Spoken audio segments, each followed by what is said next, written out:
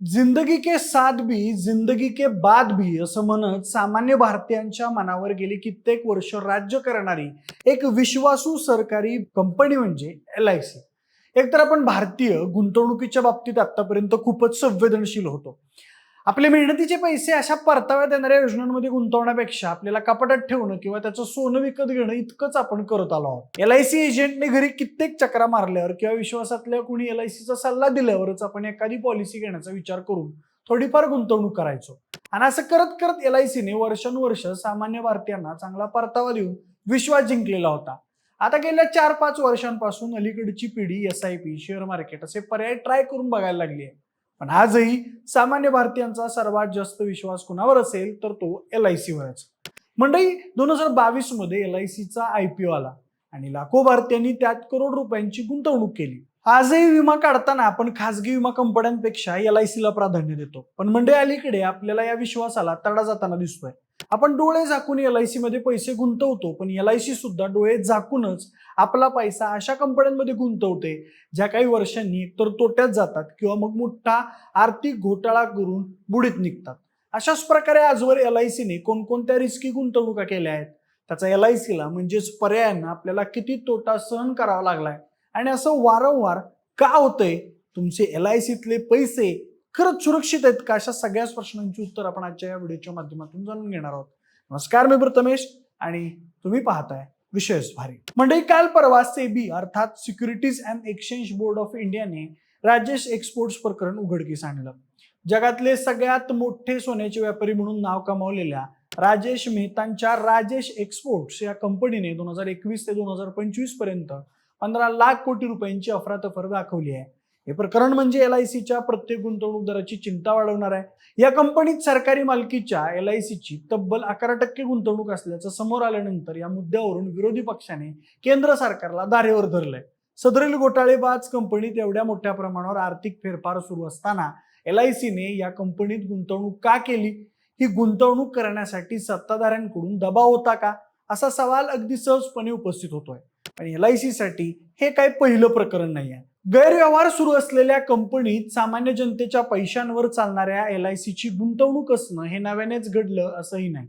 यापूर्वीही Gitanjali James, DHFL आणि IL आणि FS या घोटाळेग्रस्त कंपन्यातील गुंतवणुकीतही LICने आपले हात पळून घेतलेत. पण असा गैरव्यवहार सुरू असताना LIC व्यवस्थापनाला साधी कुणकुणी कशी लागली नाही, असा प्रश्न या ठिकाणी उपस्थित होतोय. देशातील अनेक मोठ्या बँकांनी राजेश एक्सपोर्ट्स कंपनीला कोट्यवधी रुपयांचं कर्ज दिलंय. एवढी मोठी फसवणूक बँकांच्या आणि लेखापरीक्षकाच्या नजरेतून कशी सुटू शकते, यामुळे सामान्य पॉलिसीधारकांच्या पैशांच्या सुरक्षिततेबद्दल एकूण गंभीर चिंतेचा मुद्दा निर्माण झालाय. मंडळी, या अगोदर LICने कोणकोणत्या गुंतवणूक तोटा सहन केलाय हे आपण अगोदर बघूया.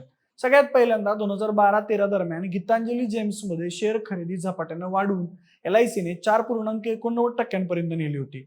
त्यावेळी LICने या कंपनीत सुमारे 200 कोटींची गुंतवणूक केलेली होती. आणि हा घोटाळा उघडकीस आल्यानंतर गीतांजली जेम्सचा शेअर 600 रुपयांवरून थेट 1 रुपयांवर आला होता आणि ती कंपनी देखील नंतर दिवाळखोरीत निघाली होती. त्यामुळे LICची या कंपनीतली गुंतवणूक शून्यावर आली. याशिवाय LICने या समूहाच्या हैदराबाद मधील एका सेच प्रकल्पाला 125 कोटींचं कर्ज दिलेलं होतं, ज्यातले 25 कोटी रुपये अद्याप थकीत आहेत. त्यानंतर होम फायनान्स क्षेत्रातील दिवान हाऊसिंग फायनान्स अर्थात DHFL ही कंपनी कर्ज बुडवल्यामुळे आणि आर्थिक गैरव्यवहारामुळे दिवाळखोरीत गेली. या DHFL मध्ये LICचे कोट्यवधी रुपये अडकलेले होते. तेव्हा LICकडे DHFLचे 600 कोटी रुपयांचे रोखे म्हणजे सिक्युरिटी बॉन्ड्स होते आणि बरंच कर्जही होतं. DHFLने घाशा गुंडाळल्यानंतर पिरामल समूहाने ती कंपनी विकत घेतली. परंतु या प्रक्रियेत LICला मात्र मोठा तोटा सहन करावा लागला. त्यानंतर 2018 मध्ये IL आणि FS या फायनान्स कंपनींवर ओढावलेल्या संकटांमुळे LICने पुन्हा मोठी झळ सोसली. तेव्हा LIC या IL आणि फायनान्स मध्ये तब्बल 25.34% शेअर होल्डर होती. ती सुद्धा कंपनी बुडाल्यामुळे LICच्या या अवाढव्य गुंतवणुकीचं मूल्य प्रचंड प्रमाणात घसरलं. त्यानंतर अनिल अंबानी समूहाच्या रिलायन्स कॅपिटलमध्ये LICची मोठी गुंतवणूक होती. तुम्हाला तर माहितच आहे की रिलायन्स समूहाच्या बऱ्याच कंपन्या हळूहळू करत बंद झाल्या.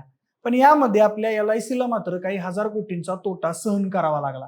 या कंपन्या बुडाल्यामुळे LICच्या गुंतवणुकीला मोठी झळ सोसावी लागली आहे.